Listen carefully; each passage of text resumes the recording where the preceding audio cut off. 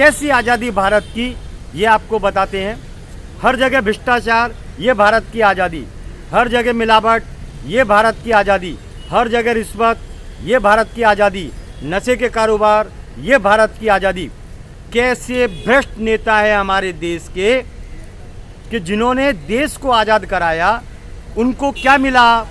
सीने में गोलियां खाई, उनके घर के घर तबाह हो गए, फांसी पे लटक गए, तब मिली आज़ादी।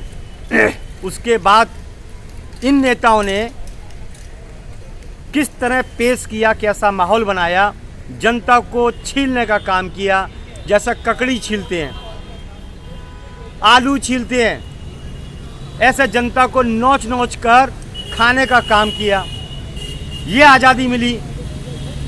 कोई डिपार्टमेंट में जाओ, वहाँ माल चाहिए, ये आज़ादी मिली। हर जगह रिश्वत, ये आज़ादी मिली। इन नेताओं को शर्म नहीं है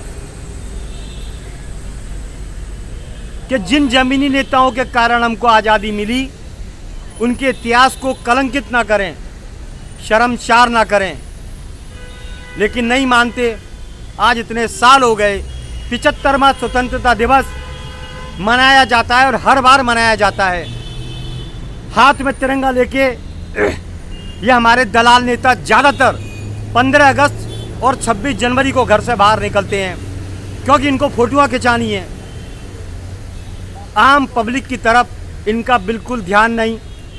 पब्लिक को इतना कमज़ोर कर दिया है, इतना डरा डरा कर उनको रखा है कि इनकी अय्याशी पर अगर कोई सवाल खड़ा करता है तो उसे हमेशा के लिए आज़ाद कर दिया जाता है। मतलब समझे आप, उसको पहुंचा दिया जाता है। किस तरह ये सत्ता पर आते हैं, प्यार से, मोहब्बत से, मीठा बोल के आपकी ठोड़ी पे हाथ रखे, आपके कंधे पे हाथ रखे, लेकिन सत्ता पर आने के बाद किसी की प्रॉपर्टी खा गए, किसी को गलत फंसा दिया, और एक ही काम, हर गलत धंधे में पार्टनरशिप। वरना देश के अंदर परिंदा भी पर नहीं मार सकता। आप देखिए, इनके छापे डलते हैं तो कमरे के कमरे भरे नोट मिलते हैं। तो आप तो हमें बताएं, हम आपकी जनता, आप लोगों से पूछना चाहते हैं। अरे पढ़े लिखे लोगों, थोड़ा दिमाग रखो।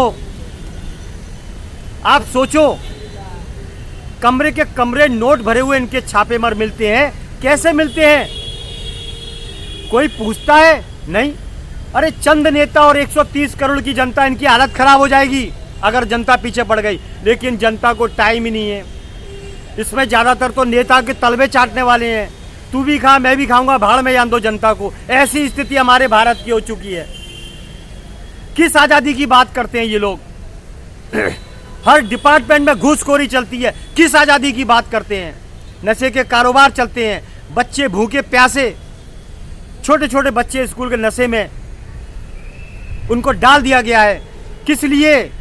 इनको पैसे वाला बनना है। इनको पैसे वाला बनना है, पैसा चाहिए इन नेताओं को।